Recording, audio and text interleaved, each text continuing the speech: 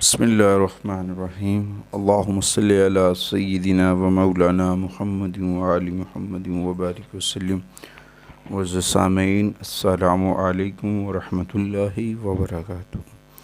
آج کی اس نشست میں ہم آپ کو بتا رہے ہیں قرآن کریم کی سورہ حجر کے فوائد.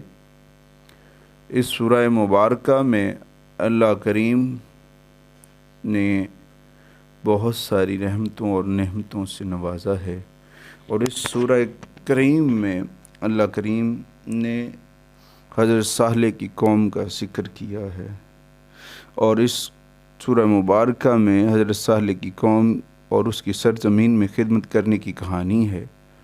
اس سورہ مبارکہ کا تعلق یہ سورہ مبارکہ مکی سورہ ہے، اور اس سورہ مبارکہ میں بہت ساری نشانیاں ہیں اہل ایمان کے لیے، اور اس کے بہت سارے فوائد و برکات ہیں.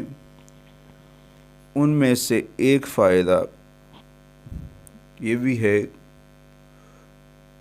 ان میری بہنوں کے لیے، ان خاتون خانہ کے لیے، ان خواتین کے لیے جن کے ہاں بچے پیدا ہوتے ہیں مگر ان کو دودھ پلانے میں دشواری ہے، دودھ میں قلت کا سامنا ہے، بچوں کو اپنا دودھ نہیں پلا سکتی ہیں، تو انہیں چاہیے کہ سورہ حجر کی تلاوت کیا کریں. قرآن کی 22ویں سورت ہے، اور اس کی ٹوٹل 99 آیات ہیں. 99 اللہ کے نام ہیں، 99 سرکار دو عالم صلی اللہ علیہ وبارک وسلم کے نام ہیں.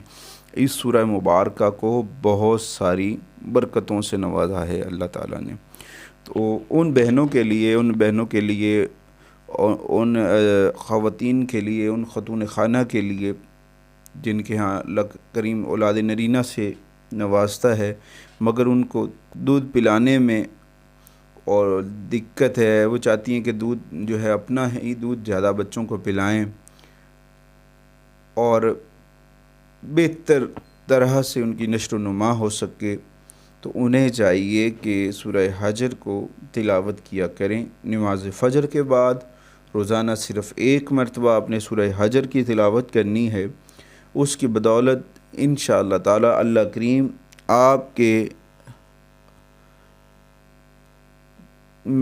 وجود میں، اللہ کریم آپ کے وجود سے بیماریوں کا خاتمہ کر دے گا، اور آپ کے مادر شکم میں اضافہ فرما دے گا، اور آپ کے بچوں کو دودھ پلانے کی جو ہے سقت وہ بڑھ جائے گی. انشاءاللہ تعالیٰ آپ کی برکات میں آ جائیں گی، اور آپ کے جتنے بھی خواہش ہیں وہ تکمیل تک پہنچیں گی. آپ کی جو خواہش ہے کہ آپ کے بچے پڑھیں لکھیں اور تابعدار ہوں، ان کے لیے یہ بہت ہی فائدہ مند ہے.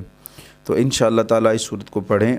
اللہ کریم آپ کو بہت سارے فوائد سے نوازے گا. اگر آپ کو ہماری ویڈیو اچھی لگے تو ہمارے چینل کو لائک اور شیئر اور سبسکرائب ضرور کیجیے گا، تاکہ ہر آنے والی جو ویڈیو ہے وہ بر وقت آپ تک پہنچتی رہے. شکریہ.